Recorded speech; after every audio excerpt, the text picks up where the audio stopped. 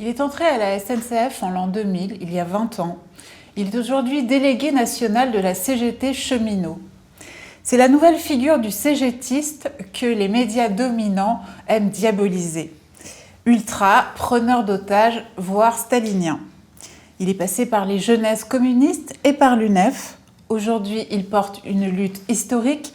Aux côtés de ses camarades, il incarne la résistance à la mère des batailles néolibérales, la réforme des retraites. Bonjour Laurent Brun. Bonjour. Et merci d'être avec nous à QG au milieu d'une semaine qu'on imagine très chargée. Ça va commencer à monter en pression. Alors, la grève tient-elle?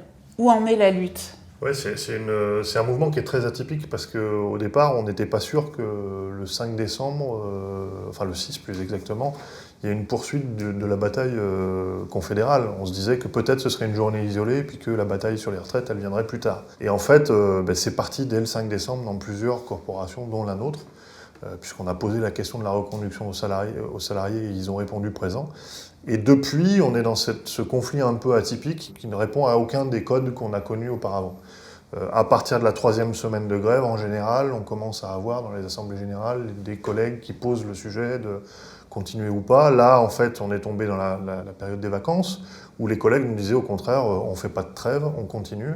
Et donc, on rentre aujourd'hui dans la 6e semaine de grève, ce qui est en longueur étonnant et en ambiance très étonnant, parce que même si évidemment les taux de grévistes s'érodent, ça c'est normal, d'abord ils vont remonter cette semaine parce que même les agents qui reprennent le travail parce qu'ils n'ont plus de moyens de continuer la grève se remettent sur les temps forts, comme on les appelle, parce qu'ils n'ont pas abandonné le rejet de la réforme.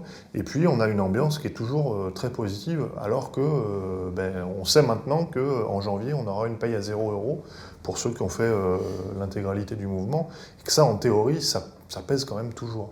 Mais il y a une très grande détermination qui résiste, et donc en fait on est vraiment dans ce mouvement atypique sous plein de formes différentes. Quel est le taux de grévistes en ce moment à la SNCF? Alors aujourd'hui, la SNCF, je crois qu'elle va nous annoncer 8 ou 9% tout collège confondu, et on n'est pas loin de 40% des conducteurs. Nous, on conteste toujours un peu ces chiffres parce que ce sont des chiffres à 8 heures qui ne sont pas des chiffres définitifs. Et puis parce que il y a plein de ratés qu'on a réussi à identifier, mais on n'a pas la possibilité, nous, d'inventorier, on va dire, les 150 000 salariés pour savoir précisément combien on est. Le 5 décembre, on était parti à combien de grévistes? Le 5 décembre, c'était une journée très très haute, on était à plus de 60%. Alors, nous avons déjà dépassé, à l'heure où on se parle, la durée de la grève de 1995, la grande grève.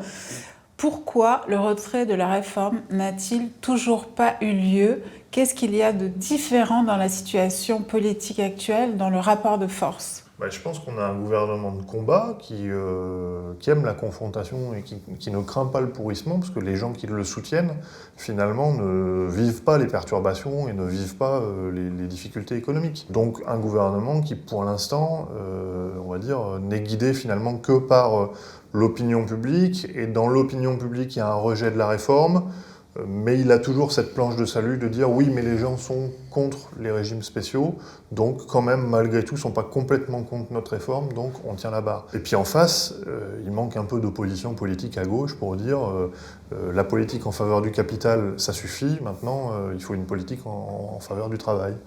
Voilà, et donc n'ayant pas de contestation politique, en tout cas suffisamment importante, le gouvernement est encore dans la phase de est-ce qu'on peut tenir sur le long terme. Ce qui va être déterminant, c'est cette semaine, avec les négociations avec les organisations syndicales, on va dire, conciliantes, réformistes, et puis avec la mobilisation de la fin de semaine, dans laquelle on va voir s'il y a une poursuite de l'élargissement de la mobilisation, ou au contraire, si ça retombe. Alors je précise que cet entretien sera diffusé le 8, c'est-à-dire la veille d'une journée qu'on imagine importante, donc demain. Donc Macron, après un an de gilets jaunes, de manifestations quand même hebdomadaires, même s'il y a eu une certaine décrue, évidemment, là aussi, enchaîne sur des réformes toujours plus violentes. L'assurance chômage, maintenant la réforme des retraites. Quelle est votre interprétation concernant le personnage et la logique qu'il porte ? Je pense que c'est un agent au service du capital vraiment déterminé. Et donc, il porte cette politique qui est un peu néolibérale, dans laquelle on remet en cause tous les socles sociaux de notre construction historique. Il est dans une lecture du rapport de force qui est, je pense, un peu plus pointu que ses prédécesseurs. C'est-à-dire que ses prédécesseurs pouvaient vouloir éviter de faire des vagues. Lui, il est vraiment dans la logique du rapport de force en tant que tel. C'est soit je suis battu, soit j'écrase.